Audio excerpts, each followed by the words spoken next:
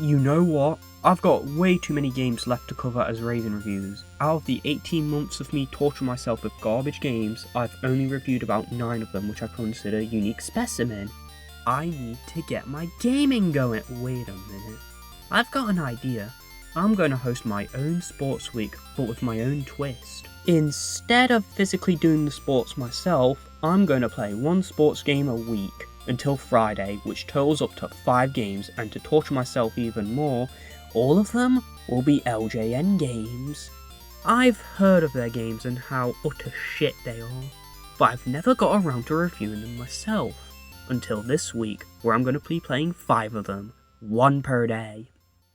Yes, I'm aware that LJN published games and not actually developed them, but oh lord, they just by luck happen to publish a lot of junk. Hey y'all, LJN employee here. LJN are about to publish another game, and this wheel will determine the quality of the game we happen to publish. Let's spin it.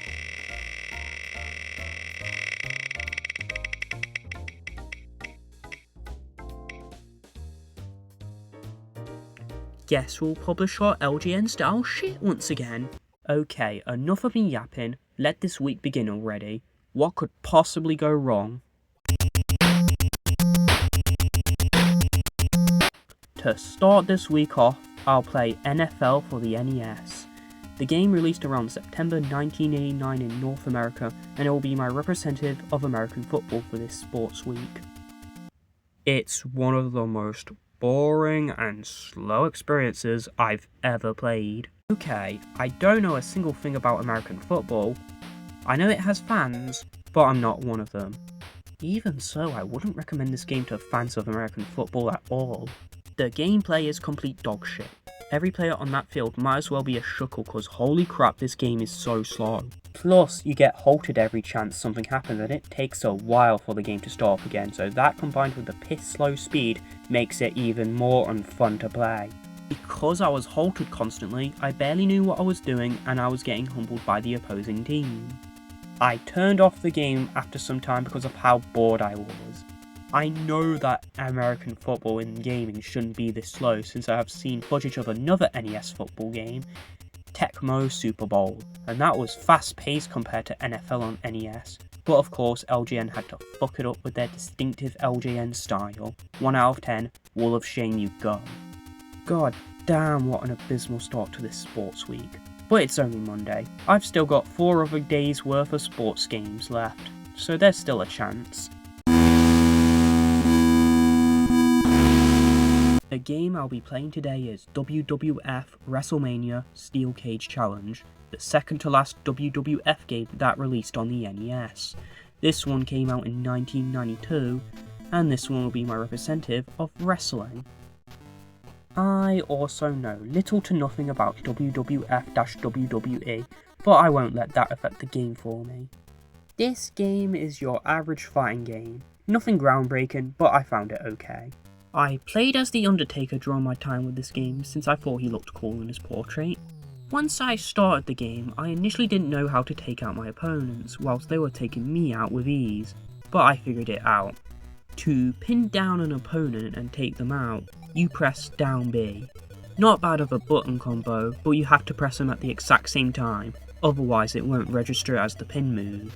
Once you figure out how to pin the opponents down, then it becomes an alright fighting game. Sure, it's very monotonous, but it's quite passable. I played against a couple of CPU, and sure, I've gotten a few cheap deaths from opponents, but those were mainly because I didn't figure out you can just repeatedly tap A to get out of a pin until a bit later. Alongside the base modes, there is also tag team mode, which allows you to use 2 characters instead of just 1. It basically gives both players a second health bar which you can switch into as a way to manage health, though it could be awkward to switch sometimes. Just be careful that even though there's 2 people on both players' teams, if one of your characters ends up knocked out, then the round is over, no matter what, even if your second character still has health remaining. That's all I got to mention about Steel Cage Challenge. It's mid, but that's good for LJN standards. It gets a 5 out of 10 for me. Will Wednesday do me good? Next up is the only game I'm covering this week, which is not an NES game. NBA All-Star Challenge released around 1992 to 1993 for the SNES, Mega Drive and Game Boy, the usual consoles to get games at the time. This game will be my representative of basketball. I'll be playing the SNES version for this video. This game slams into a smelly shitty toilet. First off, when playing this game, it took a while for me to figure out how the mechanics work, as initially before that, I was just jumping up and not shooting the ball, which resulted in the game punishing me. To shoot the ball, you press the A button twice. Even when you figure out the controls, this game is still a bitch, since when the CPU shoot, they almost always succeed, and 9 times out of 10 when you do attempt to stop the CPU, the game stops and massively punishes you. Also, if you do end up losing the ball, you're fucked, as it's a nightmare trying to get the basketball back from the CPU. Traveling. I'd rather travel all the way to North Korea than continue playing this basket of crap. It took me 13 minutes just to beat this son of a bitch. They were on their lowest difficulty setting, by the way. That's only 1-on-1 though, as there are also 4 more fucking modes I gotta talk about. Starting with free throw, it's just timing a button press to see if you manage to get the basketball in the hoop. This one's underwhelming. Then there's 3-point shootout. Get as many balls in as you can in a time limit, and also hope that the CPU gets less balls in than otherwise, you guessed it, you're fucked. This mode also sucks, but it's nothing compared to Horses. Horses is the biggest piece of dog shit in this game. It's like tug of war in a way. You fuck up twice in a row, you lose a life. If the CPU fucks up twice in a row, they lose a life. Just make sure not to miss the ball when the X is showing, since that indicates the current player is on the losing side. Only problem is that the CPU is a gaming god in this mode, as they'll almost never miss their targets no matter what. Meaning most of the time you'll be on the losing side, and you only get 5 chances until game over. This game mode is the worst mode in this game. Lastly, there's 1-on-1 tournament, which I bet is just more 1-on-1 matches. No thanks. This game astonished me of how bad it is, and yes, I do know a bit of basketball and played a basketball game. It's Mario Slam Basketball, and that game is good in my opinion. NBA All-Star Challenge on the other hand is trash. It's not as bad as NFL on NES, but it's still Wall of Shame worthy. 1.5 out of 10. We only got 2 days left, and 2 out of the 3 games I've covered are what I consider Wall of Shame games. The only game so far that I consider okay-ish is Steel Cage Challenge. Come on Thursday, give me something playable. Next up is our baseball representative for this week, MLB for the NES. The cover already reminds me of NFL for the NES, which does worry me a bit, as NFL on the NES turned out to be a sluggish mess. But you can't judge a book by its cover, so let's play this game. What can I say about this game? It's definitely baseball. Sure, I know little to nothing about it, but unlike NFL where it's extremely slow and sluggish, MLB is just slow paced. I've got very little to say about this one besides me not really liking this one that much. 3 out of 10. Man, that one kinda stunk a bit, though it could have been worse.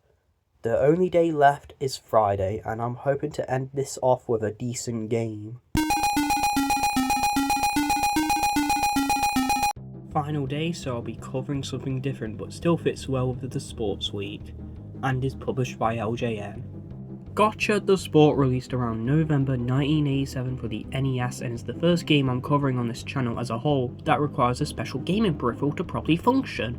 This title requires an NES zapper to play the game, though I'm just emulating this one as it never came out in the UK or Europe, plus I don't own a way to play NES cartridges yet, so emulating's my only option. Setting it up though was a bitch as I fiddled around with it before it finally functioned. It's a paintball gun game where you capture the opposing field's flag and bring it back to your own base without being shot, running out of ammo, allowing the opponents to capture your own flag, or running out of time. To spice up the gameplay a little bit, there are 3 types of scenery in this game: a forest area, a dodgy street area, and a snow area. though once you've finished with the snow area, it loops back to the forest area with the difficulty very slightly increased. My strat for this game is to move forward to the flag and only shoot the opponents if they are too far to the opposite direction, and if your flag is being taken, only bother with them if they pass by you. Once you grab the opposing flag, leg it straight back to the base unless you pass by a foe that has your flag. Do this strat and you'll have a solid chance of beating the rounds. Though this was on beginner, I later changed the difficulty to intermediate and I got my ass kicked. So this strat will definitely work on beginner, but not as well as on higher difficulties. Even on beginner, shooting people can be tricky, as sometimes I kept missing my targets, but most of the time it was the smaller non-shooting enemies, so it rarely got me splattered.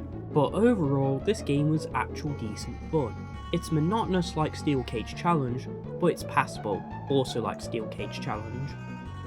I had fun shooting down people with my paintball gun, and it's not too broken, though it was one of the few games I'd recommend emulating over playing on OG hardware, since it originally required both the NES Zapper and NES controller, which from what I've heard made playing the game physically awkward. Playing on a laptop eliminates this issue completely, as the mouse can be used as the NES Zapper and the direction keys can be used as the D-pad, but it's up to the person's preference if they want to emulate or use real hardware. I give this game a 6 out of 10. I might go back to this title every once in a while if I'm in the mood to splatter people. Cheese and rice that felt torturous. A good chunk of these games were ass at worst and mid at best. I would only see myself replaying one of these games again, but here's a quick recap of my thoughts on each game. NFL was slow and crap, Steel Cage Challenge was mid, NBA All-Star Challenge was actual torture, but it was somehow slightly better than NFL, MLB exists, and Gotcha was actually solid. You know what? I'm never hosting a week like this ever again, and I'm taking a break from covering sports games. I'm going back to playing real video games. I'm in a Mega Man mood, so gaming computer, give me a random Mega Man game for me to play. Ew, a sports game!